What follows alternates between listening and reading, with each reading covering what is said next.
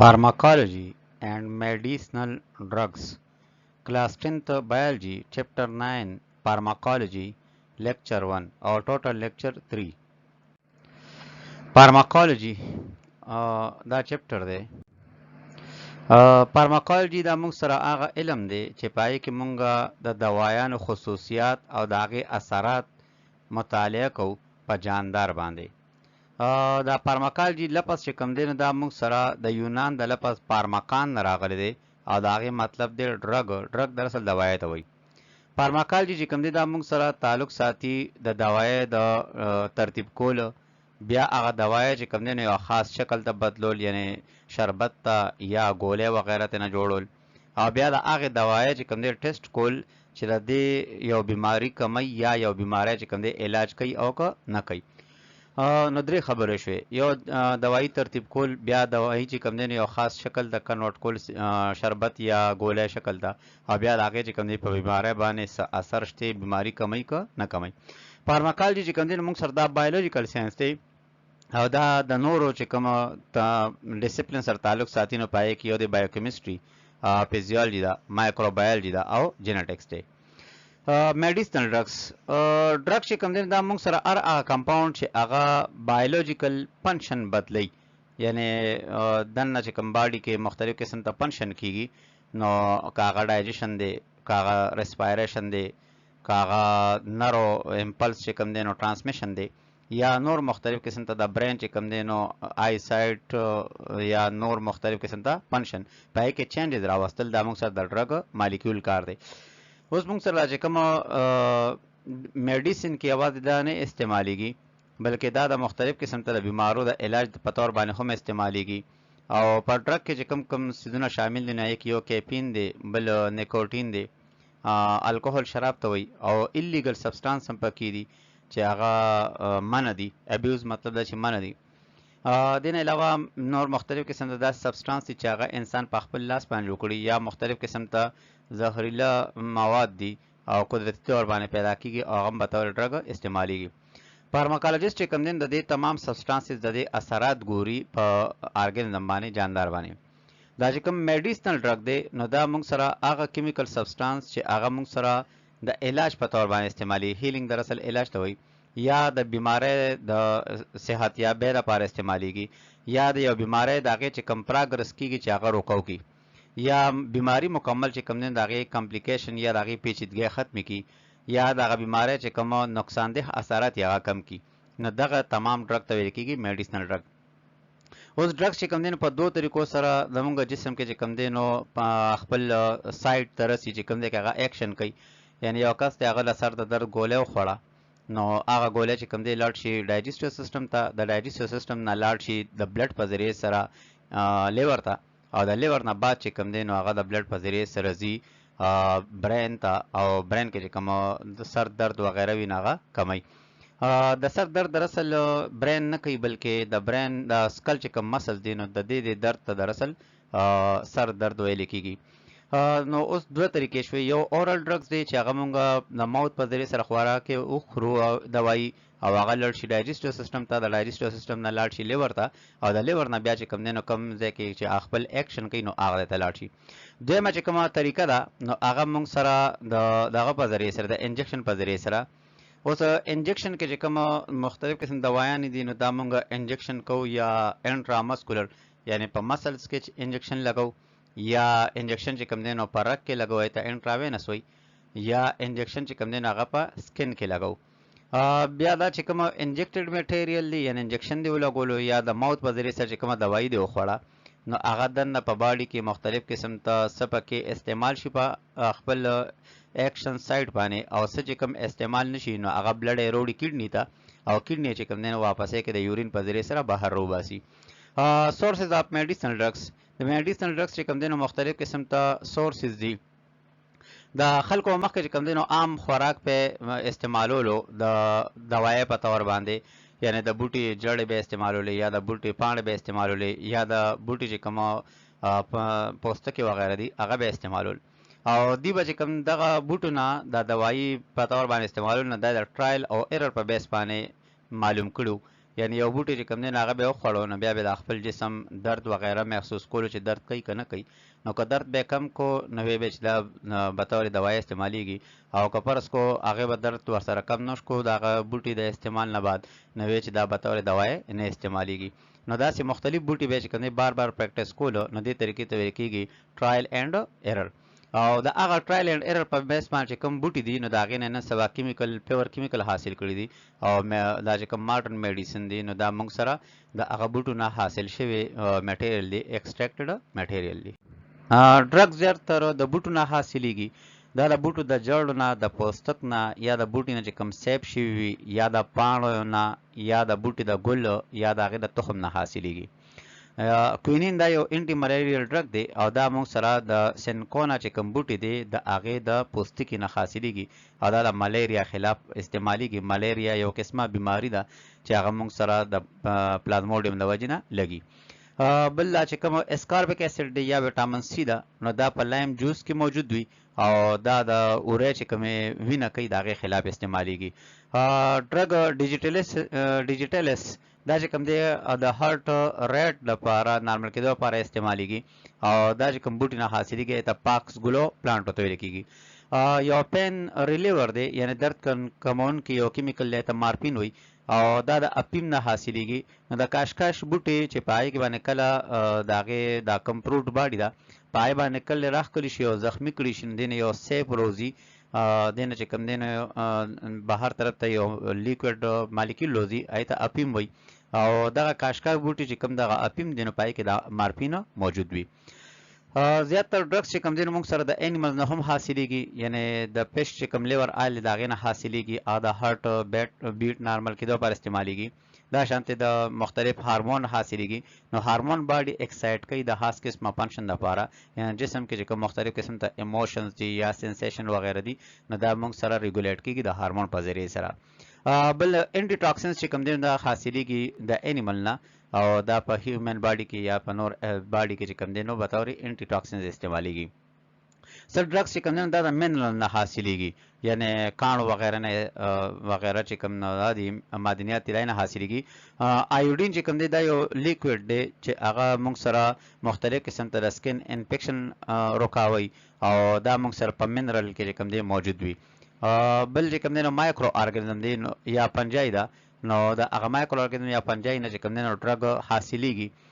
یعنی سټریپټومایسین دا موږ سره حاصلیږي نیومایسین شو ټیرامایسین شو او دا چې کوم دی موږ سره د دې نه مختلف قسم ته انټي بایوټیک هم حاصلیږي چې پای کې پینیسیلین دی او پینیسیلین موږ سره حاصلیږي د پنجای نه نور مختلف قسم ته ډرګز دي چې هغه په لیبارټري کې جوړیږي لکه اسپیرین شو او فارماکالوجیسټ چې کوم دی نو دا موږ سره د جینیټیکلی موډیفاید ارګانیزم په ذریعه سره جوړي یعنی په چې کوم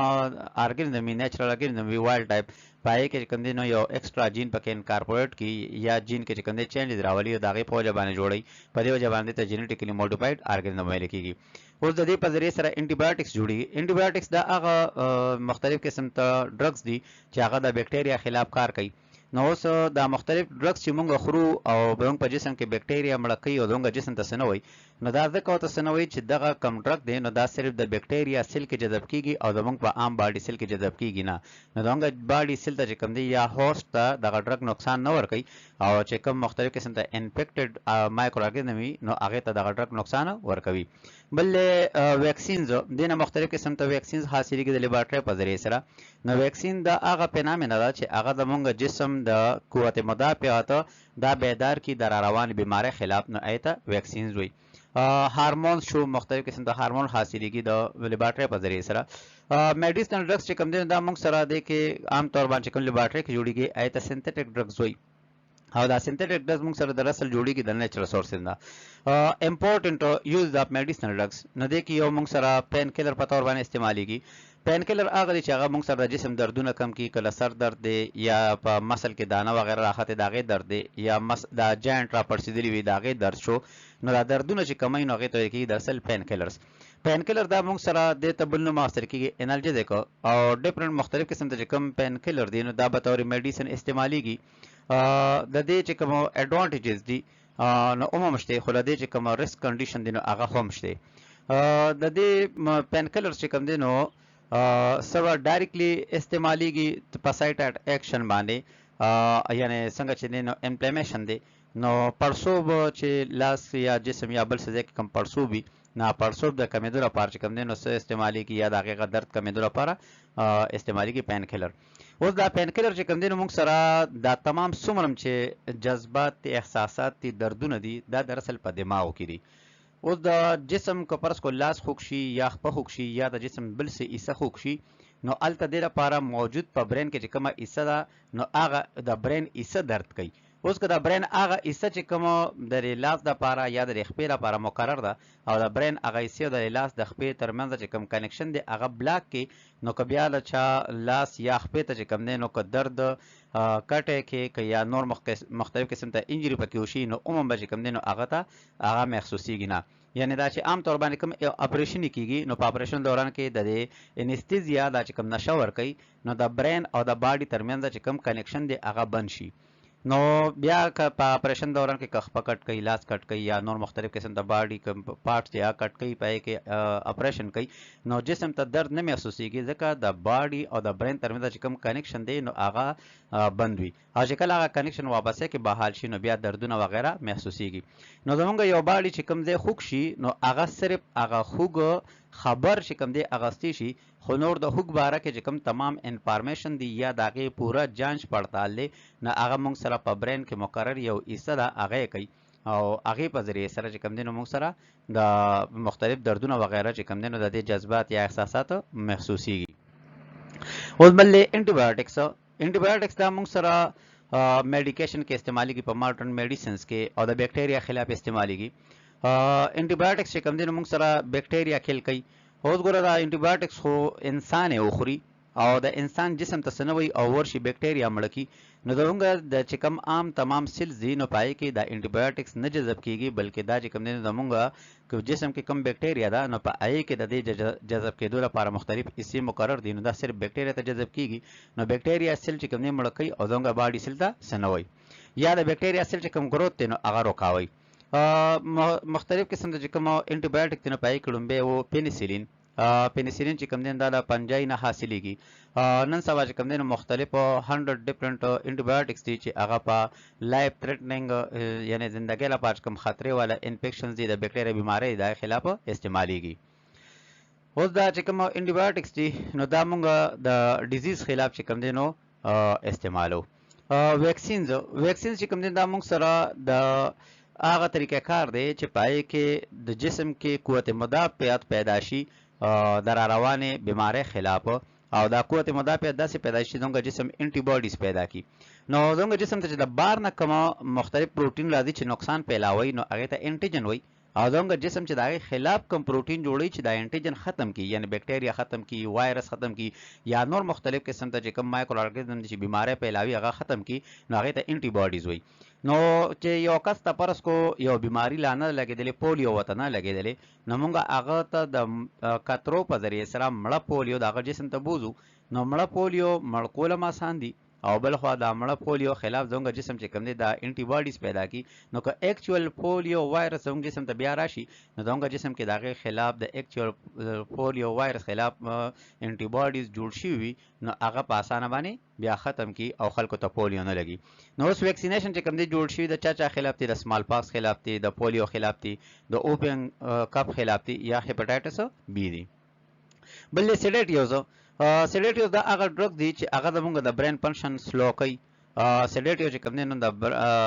برین کیمیکل چې کوم دی بلاک کوي چې هغه د برین سیلز کوم کمیونیکیشن دی نو هغه کموي. په دې سیډیټیو په وجه باندې چې کوم دی نو جسم دا موږ سره په